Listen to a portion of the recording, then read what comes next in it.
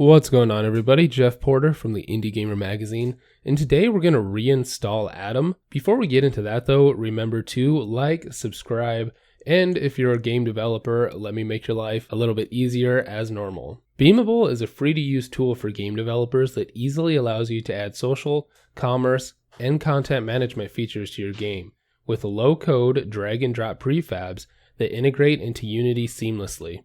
Head over to beamable.com to find out more.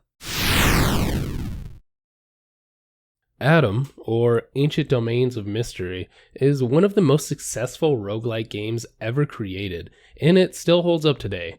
Beginning its development way back in 1994, it's become something of a legend, and in 2012, its development was revitalized with a crazy successful Indiegogo campaign. It allowed players to use both the ASCII and graphical modes to play.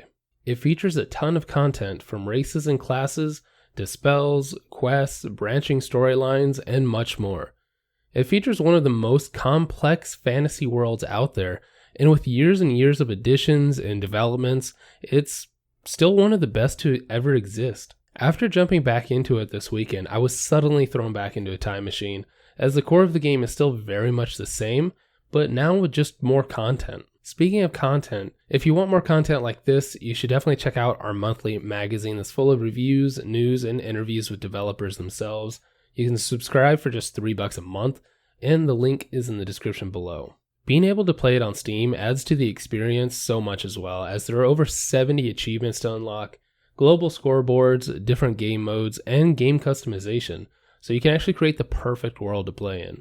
Reinstalling it has been probably one of the best decisions I've made, and I've sunk a ton of time into it this weekend. I tried different classes, I experienced different storylines, and while I admit most of this may be based on nostalgia and the fact that I love this game to begin with, if you're an RPG or a tabletop RPG fan, this is a must and you'll most likely enjoy it as much as I do. While it can be a little testy sometimes and using the interface takes some getting used to again, it's definitely worth it in the end. I will say that if you're hoping to play with friends, you're out of luck as it is just single player, but the ability to compete with each other is still there with the global scoreboards. And there's also a unique ghost system where you can be haunted by dead player characters as you try to win their treasures. Just rewatching some of the gameplay and dungeon delves makes me want to jump back into this as I'm editing and continue conquering the world as my dwarf paladin. The future of ADOM looks bright as well, and according to the developers, ADOM is very much a complete game, with several endings, varied approaches to gameplay, and an extensive storyline. It's functional, complete, and ready to play.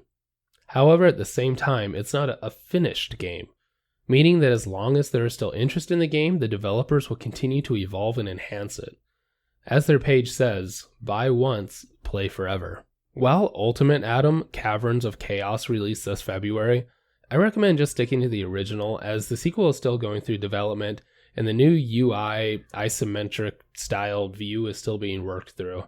It's still in early access, so it definitely has a future. While it may someday be able to stand up to the original, at the moment, I would just reinstall the first one. If you want a more in-depth look into ADOM and even an interview with the developers, be sure to subscribe to the monthly magazine where we'll be talking to them in September.